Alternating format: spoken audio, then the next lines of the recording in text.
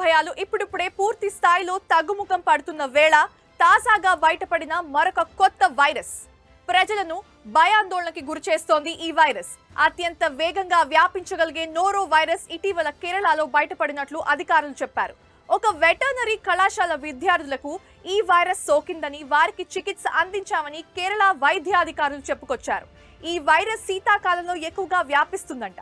గత అక్టోబర్లో ఈ వ్యాధి బ్రిటన్లో ఎక్కువగా వ్యాపించింది. నోరో వైరస్ ని వింటర్ వామిటింగ్ బగ్ అని కూడా పిలుస్తారు. కలుషితమైన నీరు, ఆహారం ద్వారా ఇది వ్యాపిస్తుంది. ఈ వైరస్ సోకిన వారు వాంతులు, విరోచనాలతో అయితే బాధపడతారు. ఈ అంటువ్యాధి వ్యాప్తి రేటు ఎక్కువగా ఉంటుంది.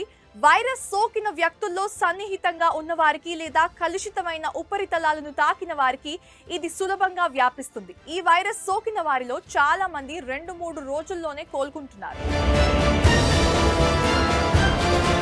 సాధారణంగా వైరస్ సంక్రమించిన 12 నుంచి 48 గంటల్లోపు లక్షణాలు ప్రారంభమవుతాయి. అంటే దీని ఇంక్యుబేషన్ పీరియడ్ 12 to 48 అవర్స్ మాత్రమే.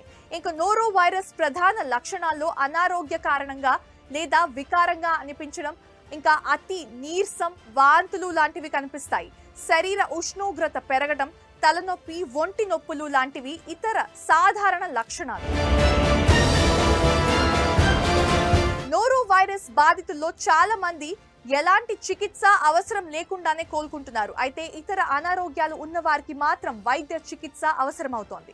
బాధితులు డీహైడ్రేషన్ బారిన పడకుండా నివారించడానికి ఎక్కువగా ద్రవ పదార్థాలు తీసుకోవడంతో పాటు విశ్రాంతి తీసుకోవాలి. సాధారణంగా దీని లక్షణాలు 2 నుంచి 3 రోజుల్లోనే కనుమరుగవుతాయి. అయితే దీని వ్యాప్తి రేటు మాత్రం ఎక్కువగా ఉండటం వల్ల లక్షణాలు ఆగిపోయిన 48 గంటల వరకు బాధితులు ఇంట్లోనే ఉండాలి. వైద్యులు సలహా అయితే ఇదిస్తున్నారు. వైరస్ సంక్రమణ వ్యాప్తి ప్రమాదాన్ని తగ్గించుకోవడానికి కొన్ని జాగ్రత్తలు తీసుకోవాల్సి ఉంటుంది. లక్షణాలు ఆగిపోయిన 48 అవర్స్ వరకు బాధితులు ఇంట్లోనే ఉండాల్సి ఉంటుంది. అలాగే చేతులను తరచూ శుభ్రంగా సబ్బుతో కడుక్కోవాల్సి ఉంటుంది. ఇంకా ఎవరిలోనైనా సరే ఈ వైరస్ బయటపడితే వెంటనే ఇంటిని శుభ్రం చేసుకోవాలి. అన్ని ఉపరితలాలను పూర్తిగా శుభ్రం చేయాలి.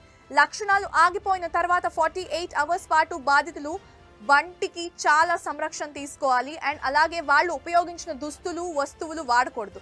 60 degrees ఉష్ణోగ్రత ఉండే నీటిలో వాటిని కడగాల్సి ఉంటుంది. అలాగే డిటర్జెంట్ సాయంతో, ఇంకా శానిటైజర్ సాయంతో అయితే శుభ్రం చేసుకోవాల్సి ఉంటుంది. మరిన్ని వీడియోస్ కోసం ఛానల్ ని సబ్స్క్రైబ్ చేయండి. లేటెస్ట్ అప్డేట్స్ కోసం వాట్సాప్ ఛానల్ ని ఫాలో చేయండి. అండ్ లింక్ డిస్క్రిప్షన్ లో ఉంది.